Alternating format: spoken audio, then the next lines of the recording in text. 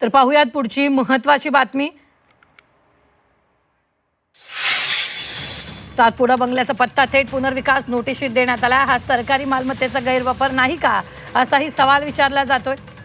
एके डेव्हलपर्स कोण आहे याचा खुलासा करा, सामाजिक कार्यकर्ता अंजली दमान यांनी ही मागणी केलेली आहे।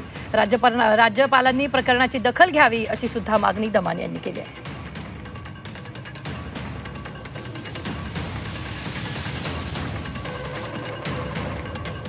मंत्री छगन भुजबळ यांचा सातपुडा बंगला हा जनतेच्या पैशाने बांधलेला बंगला आहे।